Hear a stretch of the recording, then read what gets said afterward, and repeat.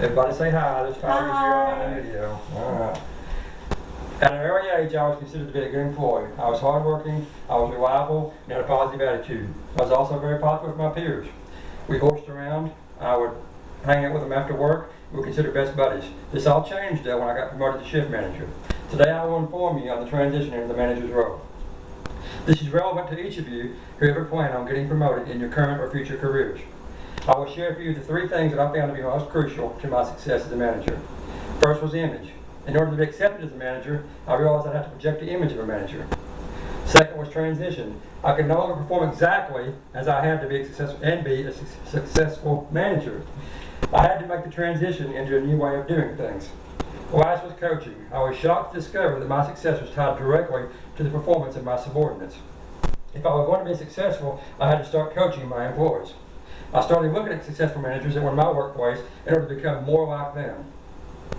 Image was the first thing I said about changing. The best managers were all honest and reliable. They led by example and made themselves available. My favorite manager could always be counted on to stay over and help the next shift if they were really busy. I recognized that if I was going to be a successful manager, I would have to continue being friendly but keep it professional.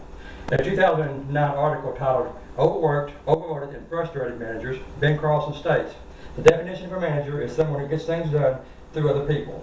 If I needed to be successful, I would have to develop my image as a manager. I hope this helped you understand the importance of image, and I will now discuss transition.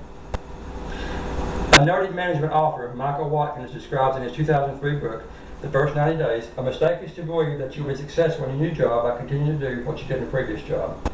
Thus, I started my transition. From this point forward, I had to view myself as the manager. Instantly, I went from follower to leader. I had to set the pace, not follow it. Joking about someone's appearance was no longer just in fun, it was all now in unprofessional behavior. I had to ensure that my employees saw me as their manager.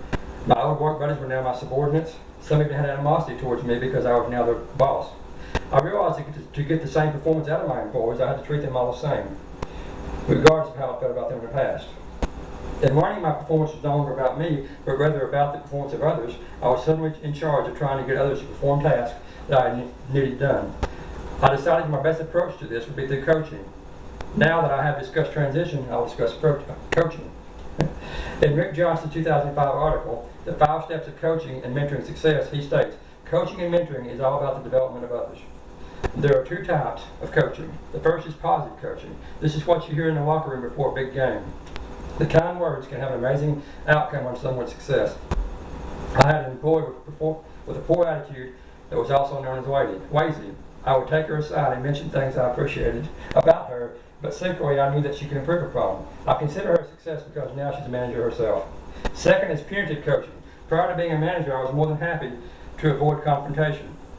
However, I quickly learned to be very, very direct and blunt in issues with my subordinates that weren't the best employees.